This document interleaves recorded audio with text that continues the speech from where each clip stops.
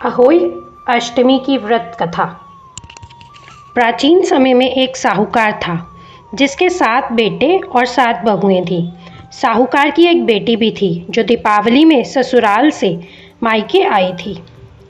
दीपावली पर घर को लीपने के लिए 7 बहुएं मिट्टी लाने जंगल में गईं तो ननद भी उनके साथ चली गई। साहूकार की बेटी जहाँ मिट्टी काट रही थी उस स्थान पर स्याहू मतलब साही अपने 7 बेटों के साथ रहती थी। मिट्टी काटते हुए गलती से साहूकार की बेटी की खुरपी की चोट से स्याहू का एक बच्चा मर गया। स्याहू इस पर क्रोधित होकर बोली, मैं तुम्हारी कोख बांधूंगी। स्याहू के वचन सुनकर साहूकार की बेटी अपने 7 भाभियों से एक एक कर विनती करती रही कि वह उसके बदले अपनी कोख बंधवा लें, परंतु सबने मना कर दिया। सबसे छोटी भाभी ननद के बदले अपनी कोख बंधवाने के लिए तैयार हो जाती है।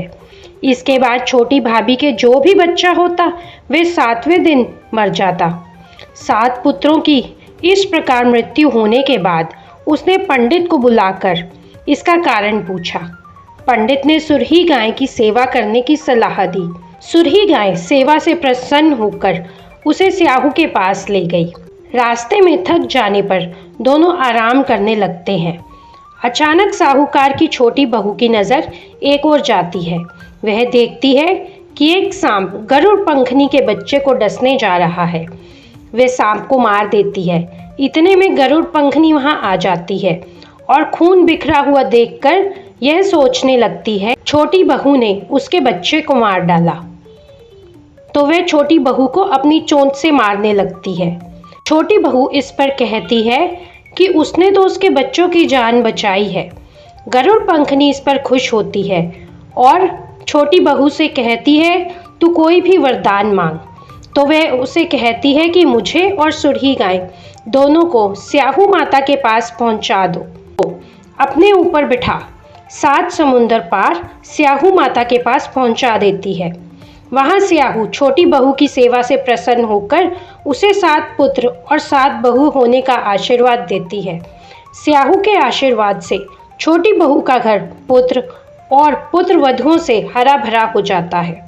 अहोई अष्टमी के दिन बड़ी भाभी ने अपने बेटे को भेजा कि जाकर देख कर आओ। जब भी अहोई अष्टमी का व्रत आता है तो छोटी बहू तो रोना पीटना मचा देती है। आज तो उसके घर से उसके कमरे से कोई रोने की आवाज़ ही नहीं आ रही। तुम जाकर देख कर आओ।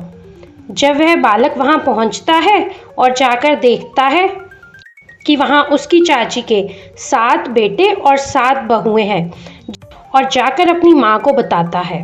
फिर उसकी माँ छोटी बहू के पास आती है और इन सब का कारण पूछती है तो छोटी बहू उसे सब कुछ बता देती है कि कैसे उसने सुरही गाय की सेवा की।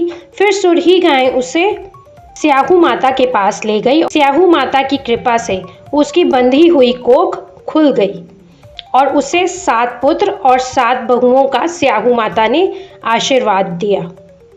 जैसे स्याहू माता ने छोटी बहू पर अपनी कृपा बनाई, वैसे ही सब स्त्रियों पर अपनी कृपा बनाए रखे। अहोई माता की जय। स्याहू माता की जय।